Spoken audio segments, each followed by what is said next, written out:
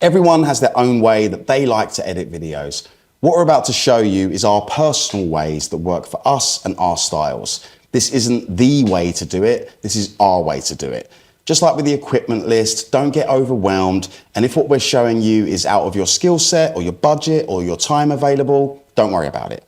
As with anything, you just need to get started, and through doing it more and more, you'll start to develop your own editing style that works for you. Don't let the complexity of editing be an excuse for you. Start with the very lowest barrier to entry, even if that means almost no editing at all. You're going to learn some of our tricks and tips on editing reaction videos in this section, but what we'd suggest is whatever edit style you start with, do 10 edits in that one style and you'll be able to test what works for you over time. It may mean that the most basic edit style works for you and you don't want to change that. Or it might mean that as you go on, you find little extra things that you want to incorporate.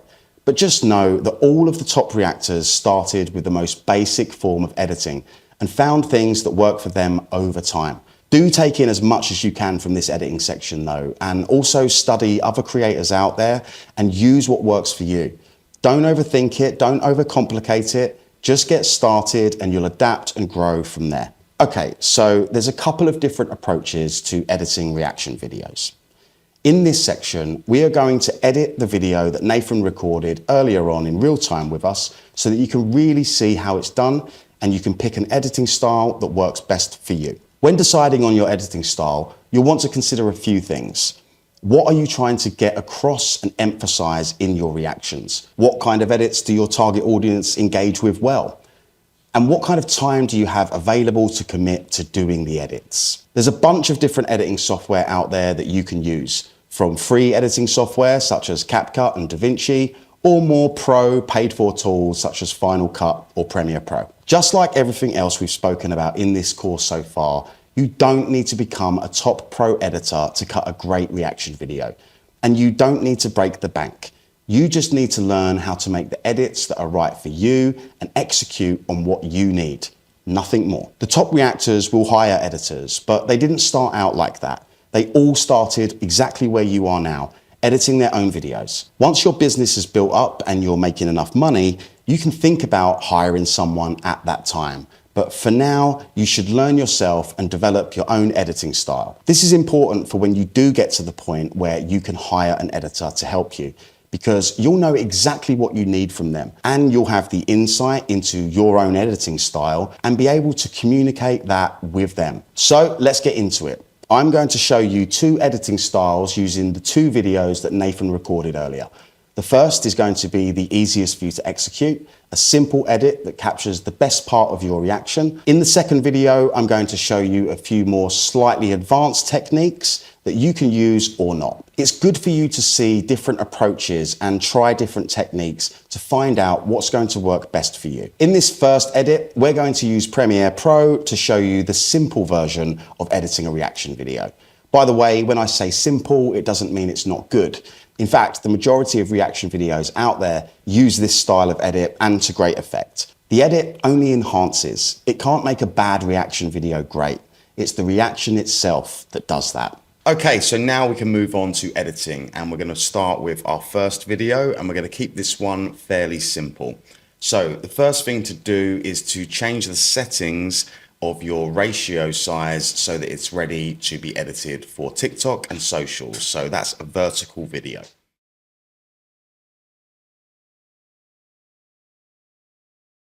So next, Nathan is importing the videos and the audio that he recorded in OBS, and he's going to sync them up.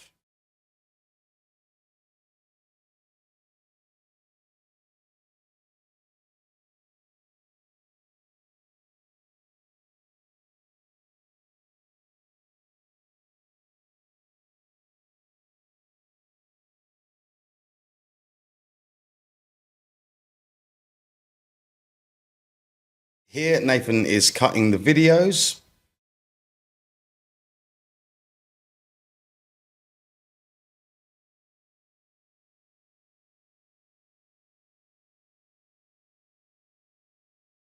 So now Nathan is going to remove the audio from the camera and he's going to use the audio from the OBS recording, because it's a better recording because obviously we used the mic that we had attached in OBS.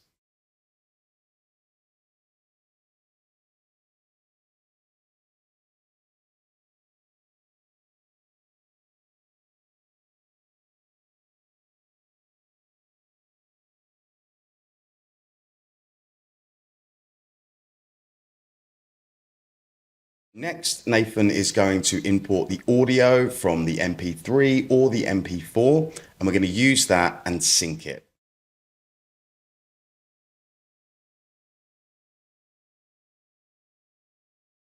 So now we've got all the videos and all the audio inside Premiere.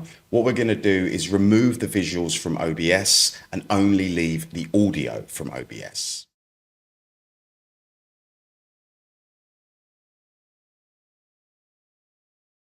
Next, Nathan is just going to take the visuals from the camera and adjust them on the screen to move them and position them exactly where he wants.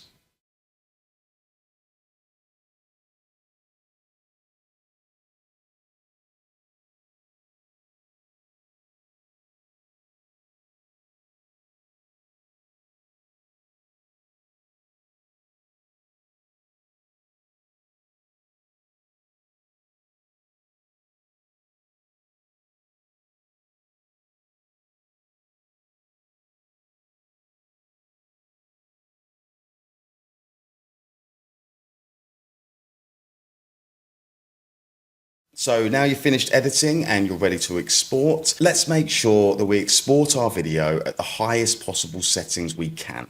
There's no point in going to all this effort, setting up your shots, getting your lighting right, and filming these reaction videos if we're going to export at a low level quality. So make sure you export the highest possible level of quality that your program allows for.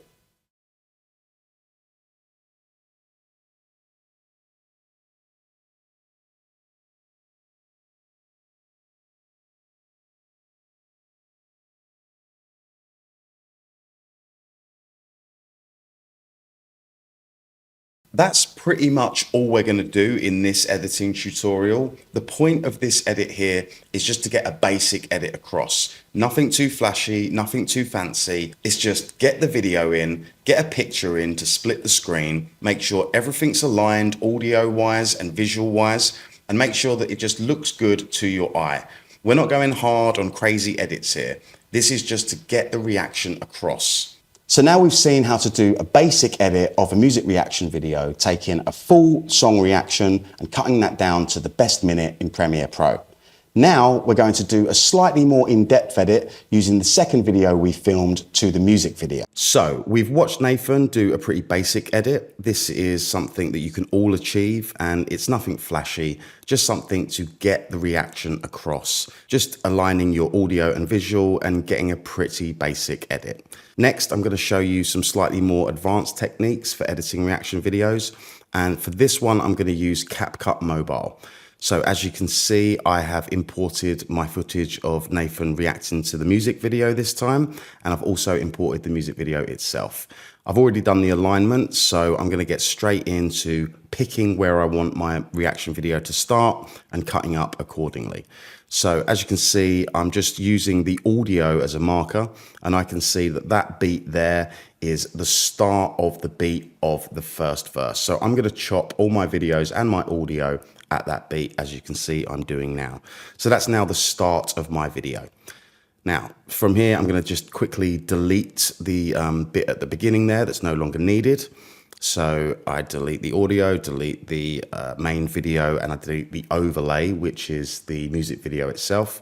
And then I just make sure that all of those new elements that are still there are aligned. So I just drag them over and now everything starts right at the starting point. So if I just turn the volume on, that has all started right from the beginning and it all comes in on that same beat. Now what I'm doing here is I'm just moving along real quick towards the end of the video, and I'm just going to decide where it ends. And as you can see, I'm going up to about 59 seconds.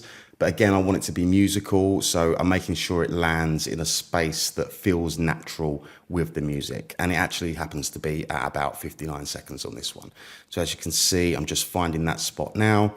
And yeah, I'm just lining up to it. And then what I'll do is what I just did before. I'll cut on that beat using the audio as my marker, and then I'll cut all the elements. So the main video, the overlay, which is the music video, and the audio itself. And on this occasion, I'm then deleting everything after that point because it's no longer going to be needed. So now I've marked out my 59-second video. After that, what I'm going to do is just flick through it, just make sure, yeah, okay, this is what I want, and I'm pretty sure it is. And now, before I do too much else, I just want to get the captions sorted for everything that Nathan said during this video.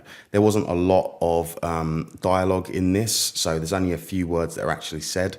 But I do find getting the captions in early just help me have a sort of marker of where those things are going to happen, and I can move my edit around where the captions are going to be too. In this particular video, I'm going to have the captions come up over the music video itself, so they won't be of that much significance. But as you can see, I'm just using the auto captions. I'm generating them from the video itself because that's where Nathan's audio was. We didn't use a mic on this recording. This was just done through the phone. So I've picked a random template, added the auto captions, and up they come. And there you can see the text for the captions pops up, and you can see there, hey, and then next, just a couple of other things that he said. And so we've got some basic captions in there now.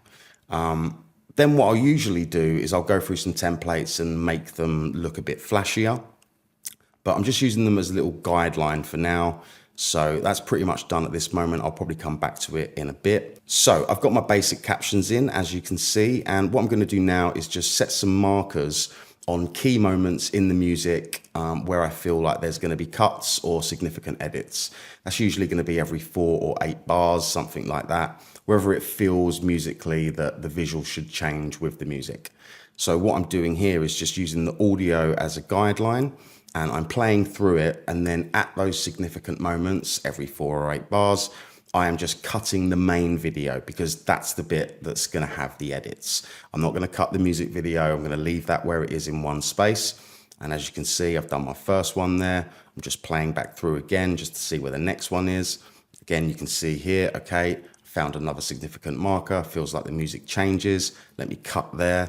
And then what I'm going to end up with is lots of different cut sections that I can then edit slightly differently for each bit. So maybe some of them are jump cuts, maybe some of them are going to have some zooms, some I'll use keyframes to do some more interesting stuff, some might have effects, but at the moment, yeah, I'm just marking those out, as you can see, cutting that video every 4 or 8 bars or so.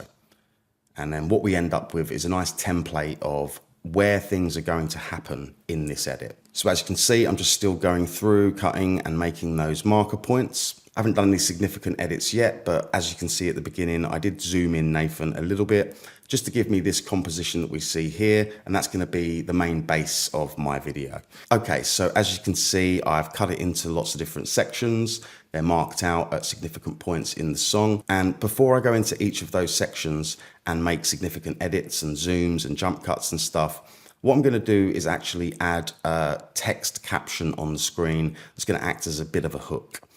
For this one, what I'm going to do is just open up text. So what I'm doing now is just adding a caption, which is going to act as a text hook for the video. I'm keeping it simple, and I'm just going to put listening to my own song for the very first time. I'm going over to fonts. I'm going to pick something that's fairly bold. You know, you can look around here, find something that you like the look of. I'm just picking something that's going to work for the sake of this video. But as you can see, there's tons and tons of different fonts, and you can pick whatever one you like. So I seem to have gone with trend on this one. And then I move over to styles, and I pick this particular style where it has a white background. And then I'm just going to place that text hook where I want it to make the framing and the composition of the video just how I want.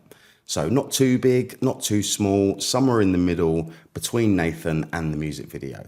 As you can see, I'm just adjusting it now. So I'm adding a couple of exclamation marks just to make it feel more significant. And now I'm just going to drag that out across the entire video, so it stays there the whole time. It's not like the captions that come in and out when he speaks. This text is going to stay across the whole video.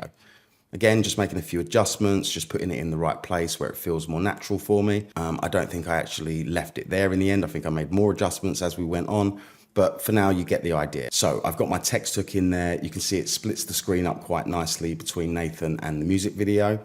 I think at this point, I felt that the music video was getting a bit obscured by the text, so I decided to move it down. And this is something that's going to happen as you go through and make your videos.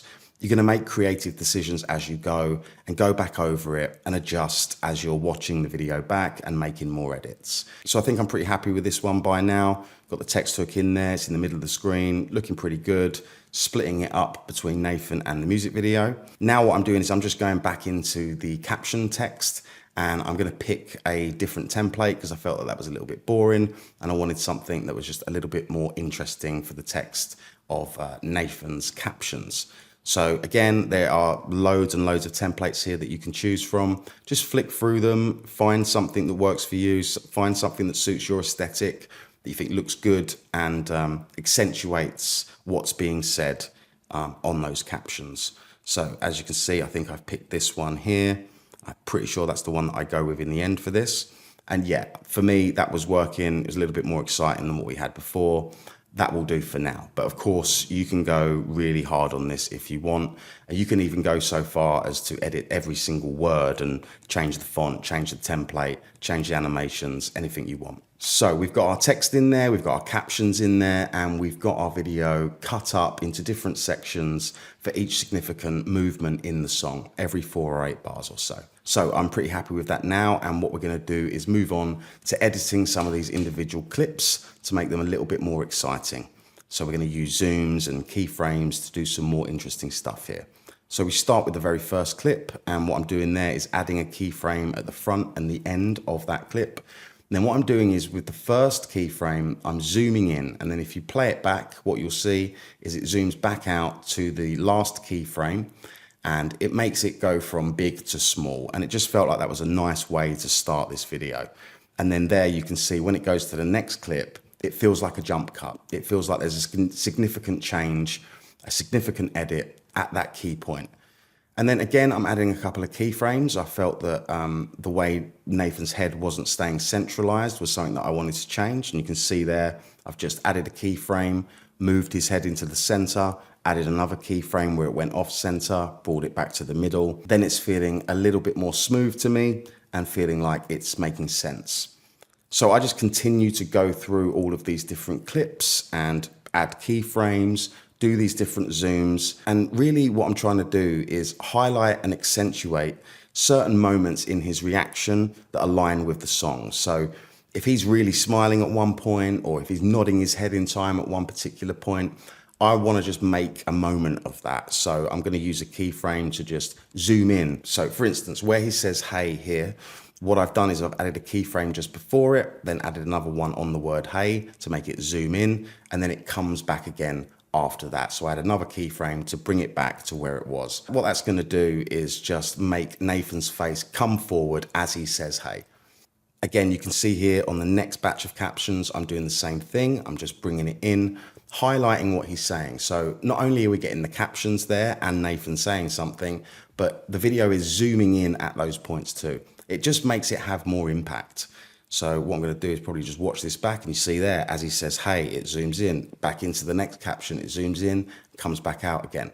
And then we're into the next clip. So I'm just going to move through this video, adding keyframes, making significant zoom ins and zoom outs, and making each one of these clips feel significant and highlight key moments in the reaction. You can go hard on this. There's been videos that I've spent 6 hours doing this and really going crazy, getting every single moment to be really significant and highlighting everything that's going on in the video. But you don't need to go as crazy as this. I think for your first videos, I would mess around with this sort of stuff for sure. But if you can just get 1 or 2 key moments in your video where, you know, you're pushing your face forward when you make a significant reaction or when you say something of importance, that will do for now.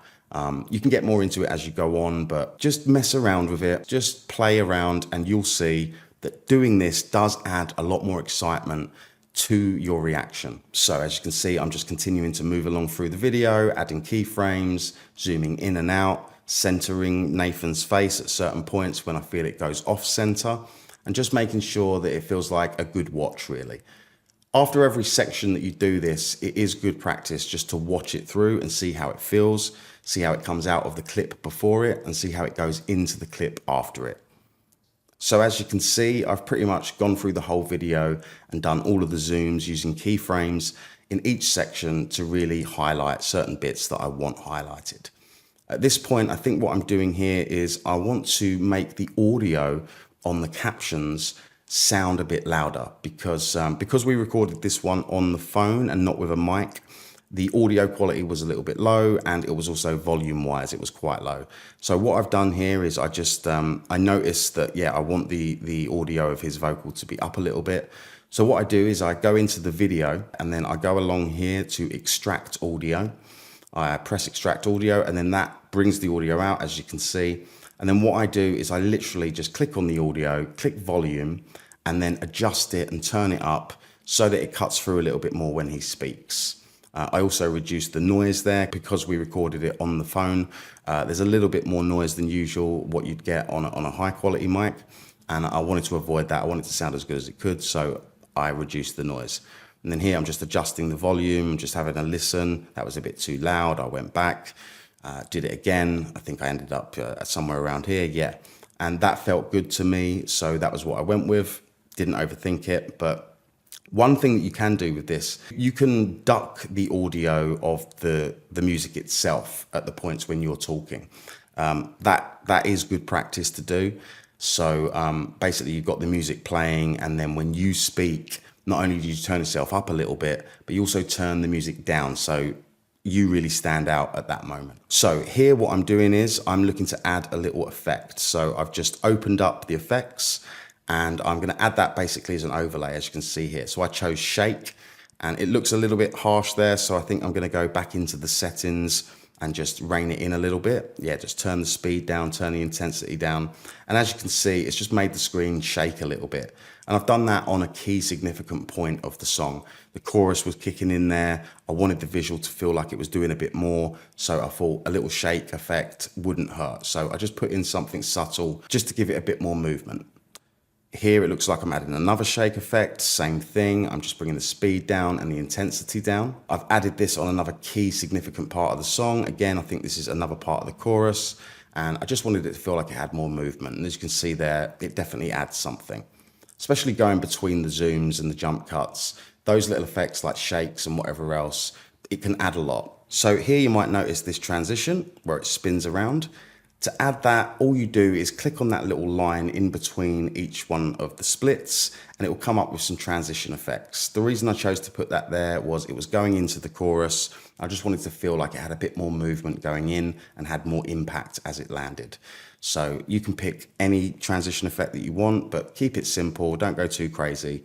And as you can see here, then I'm moving into to add some more effects. So we've got all of these different sections with zooms and jump cuts. I've added one or two very, very subtle transitions, one moving into a chorus, one moving into another chorus, nothing crazy, and a couple of filter effects just to give it a bit of a shake. What I'm doing now is I'm just gonna look at the coloring of the whole video. So I'm starting by adding a filter.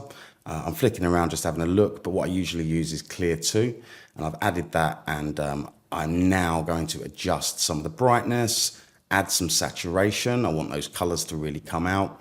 And I'm going to then bring down some of the blacks and bring up some of the whites. With this, you just want to play with it, go with what looks good to your eye. Don't overcomplicate it and don't overdo this. I often do overdo it and then sort of come back in and rein it back in a little bit. But once you've got your filters and you've adjusted some of the settings there, you just want to drag those out across the entirety of the video. Make sure you don't just leave that on one section. And then as I'm looking through, I can already tell that I'm going to go back in and adjust that again. Yeah, I felt it was maybe a little bit too bright. I brought that brightness down. I've left the saturation, it looks like, and I think I brought some of the whites down as well. Yeah, so it just feels like it wasn't too in your face, but it was definitely better colorized than it was before I did that process. And now it's definitely starting to look a lot more pro.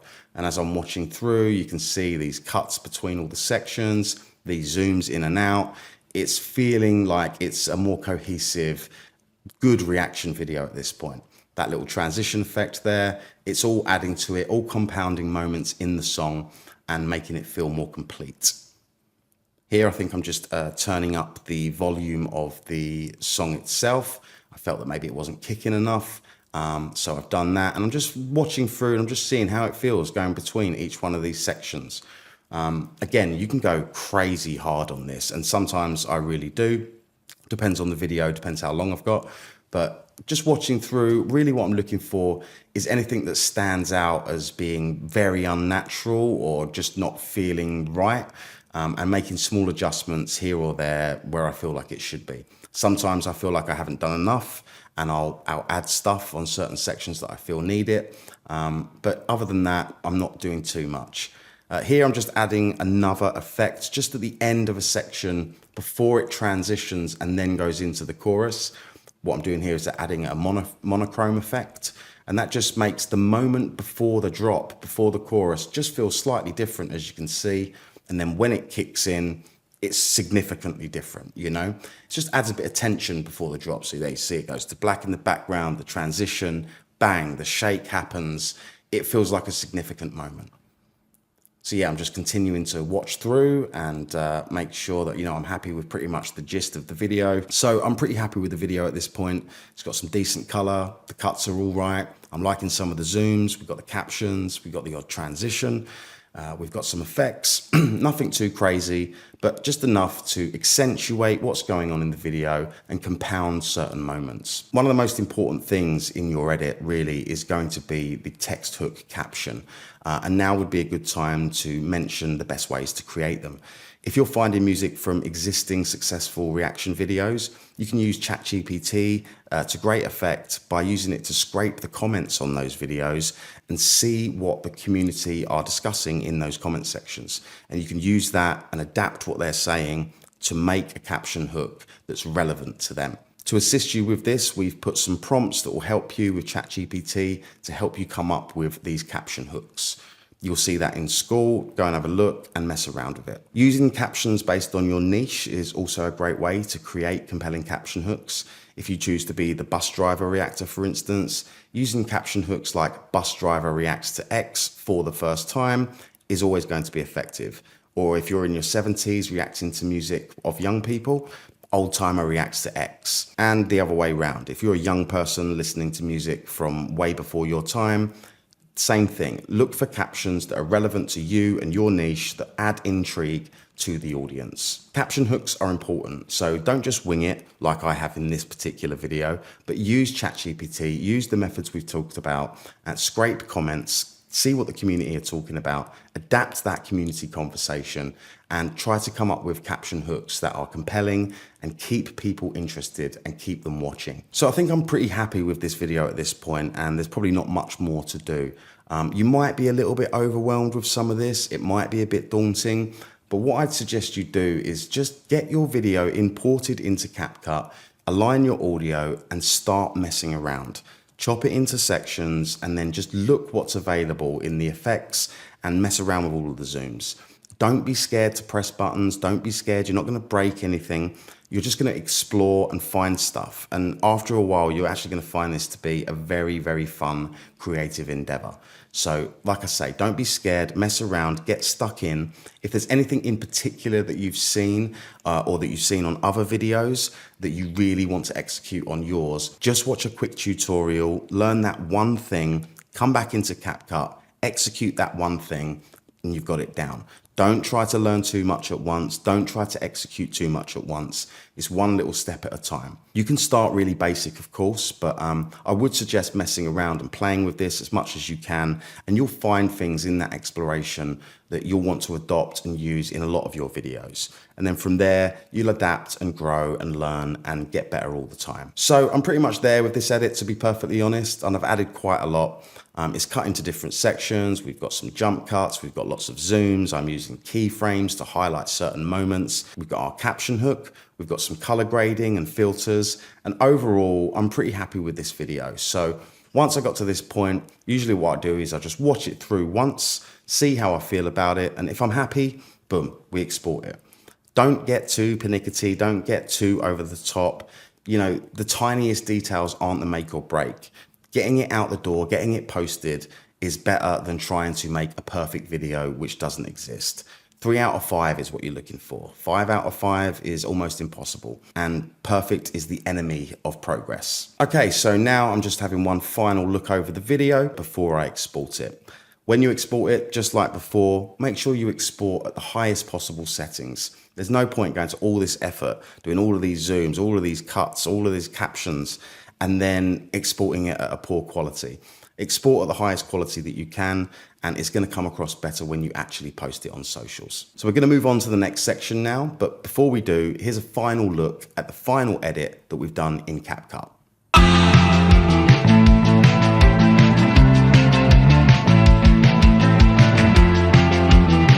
Hey, oh, this is a good song. Maxed out, yeah, the card I'm using right now is maxed out. I do not know what to do. My head is spinning around. The drink has got to me. The music's taking me to a place I've never been. I'm feeling very way right now. I'm off my face. The girl right next to me, she wants to know my name. 3:30 in the morning, the club is shutting down, but all I wanna do right now is buy another round. 'Cause Friday is a jumping day, or Saturday is there something you wanna say? Sunday we're just resting. Yeah, Sunday you know we're just resting. Brains are the matter, don't know what to say. You're feeling pressure, oh, what can I say? You tell me something, oh, what can it be? Why do you feel it? And there we have it. We have filmed and edited 2 versions of a music reaction video, one to the audio and one to the music video, and we've shown you different styles of edit in Premiere Pro and in CapCut. Now we've exported our videos, we are finally ready to post.